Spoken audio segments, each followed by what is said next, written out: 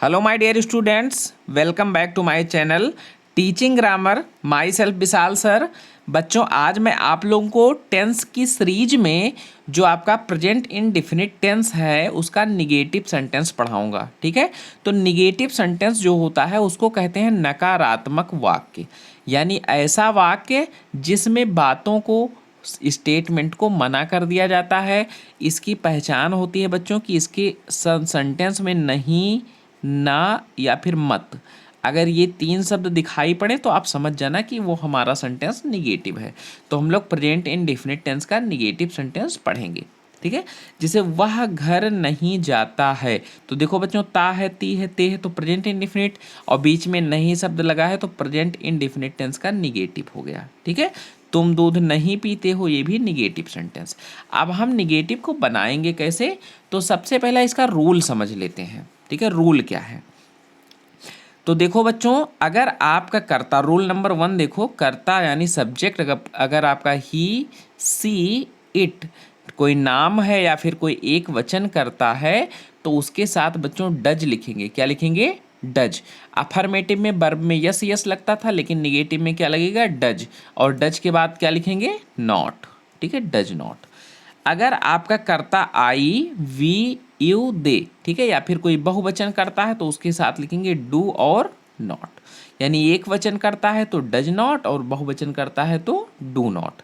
ठीक है, अब आप अपना स्ट्रक्चर देखो, रोल देखो। सबसे पहले लिखेंगे सब्जेक्ट यानी कर्ता, फिर लिखेंगे डज नॉट या फिर डू नॉट। अगर इनमें से कोई एक करता है तो डज नॉट और इनमें से कोई करता है तो डू नॉट। ठीक है, फिर लिखेंगे वर्ब और वर्ब की फर्स्ट फॉर्म यानी क्रिया की प्रथम अवस्था। अब बच्चों, हमें किसी के साथ जो है यस या ईएस जोड़ने की क्रिया में ज़रूरत नहीं है निगेटिव से, क्योंकि निगेटिव में डज नॉट और डू नॉट लग जाता है, इसलिए क्रिया की प्रथम अवस्था लिखते हैं। ठीक है, और उसके बाद हमें लिखना है ऑब्जेक्ट यानी कर्म को सबसे बाद में। तो देखिए, पहले हम वाक्य को बनाते हैं। जैसे वह घर नहीं जाता है, तो सबसे पहले क्या लिखना है? सब्जेक्ट लिखना है। तो कौन नहीं जाता? वह, यानी ही। और ही के साथ बच्चों क्या लगेगा? डू नॉट, डज नॉट में से, तो ही के साथ रोल देखो, ही के साथ डज नॉट लगता है, तो ही डज नॉट। ठीक है, डज नॉट हो गया। अब क्या लिखना है? वर्ब, वर्ब की फर्स्ट फॉर्म यानी गो, गो।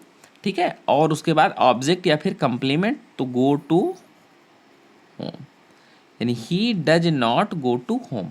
दूसरे वाक्य को देखो, तुम दूध नहीं पीते हो, कौन नहीं पीता है? तुम, यानी यू। यू के साथ बच्चों देखो क्या लगेगा? आई, वी, यू, दे के साथ डू नॉट लगता है, तो यू के साथ लिख दो do not, you do not. फिर क्या लिखना है? वर्ब लिखना है। तो वर्ब क्या है इसमें? पीना, यानी काम जो हो रहा होता है वही क्रिया होती है, तो you do not drink the milk. ठीक है, आपका सेंटेंस बन गया। चलिए, अब हम लोग CW पे आते हैं और इसी नियम से बनाएंगे। तो ट्रांसलेट इनटू इंग्लिश, यानी इन वाक्यों को हमें इंग्लिश में ट्रांसलेट करना है। तो वह फल नहीं खाती है, ता है, ती है, यानी लड़की है, तो लिखेंगे सी, सी। और सी के साथ लिखेंगे बच्चों डज नॉट, क्योंकि सी के साथ क्या लगता है? Does not. और ईट माने होता है खाना, ईट। और क्या नहीं खाती है? फल, तो ईट द फ्रूट। ठीक है, तो आपका सेंटेंस बन गया she does not eat the fruit. दूसरे सेंटेंस को देखो, तुम घर नहीं जाते हो, तो कौन घर नहीं जाता है? तुम, यानी सब्जेक्ट आपका हो गया यू। और यू के साथ क्या लगेगा बच्चों? डू नॉट की डज नॉट? तो यू के साथ मैंने रूल में लिखवाया है, उसको याद कर लो। यू के साथ लगता है do not, you do not. फिर वर्ब लिखना है, तो वर्ब क्या है इसमें? जाना, यानी go to home, you do not go to home. तीसरे वाक्य को देखो, हम पेड़ नहीं काटते हैं, कौन नहीं काटता है? हम, यानी सब्जेक्ट आपका हो गया कर्ता वी। कर्ता क्या है? वी। और वी के साथ डू नॉट लगता है कि डज नॉट? तो बच्चों बी के साथ लगता है डू नॉट, यानी बी डू नॉट। फिर क्या लिखना है? वर्ब। और वर्ब क्या है इसमें? काटना, यानी कट, और उसकी first form cut, we do not cut the. और पेड़ का क्या होगा? Tree, we do not cut the trees. और एक ही पेड़ नहीं काटेंगे, बहुवचन है तो ट्रीज। चौथा वाक्य देखो, माताजी भोजन नहीं पकाती हैं, कौन नहीं पकाता है? माता जी, यानी आपका हो जाएगा द मदर, द मदर। और मदर के साथ बच्चों लगेगा डज नॉट, क्योंकि मदर एक वचन है, ठीक है। The mother does not. और कुक माने होता है पकाना, cook, the mother does not cook the food, क्योंकि डू नॉट और डज नॉट के बाद बच्चों हमें क्या लिखना है? क्रिया, और क्रिया की प्रथम अवस्था यानी वर्ब की फर्स्ट फॉर्म। पांचवा देखिए, वह चारा नहीं लाता है। कौन चारा नहीं लाता है? वह यानी ही, और ही के साथ डू नॉट की डज नॉट, तो ही के साथ बच्चों लगेगा डज नॉट, क्योंकि ही एक वचन करता है, ही डज नॉट। अब हमें लिखना है वर्ब, तो वर्ब इसमें क्या है? लाना, ठीक है, यानी लाता, तो वर्ब लिखेंगे ब्रिंग, ब्रिंग माने होता है लाना और उसकी फर्स्ट फॉर्म ब्रिंग, ठीक है, ब्रिंग द। और चारा का अंग्रेजी होता है फोडर, FODDER, तो ही does not bring the fodder. चलिए, अब आपका 6 नंबर सेंटेंस है, वह घास नहीं काटते हैं। कौन नहीं काटता है? वह यानी दे, और दे के साथ बच्चों क्या लगता है? Do not, they do not, ठीक है। और वर्ब की फर्स्ट फॉर्म तो कट माने होता है काटना, they do not cut the.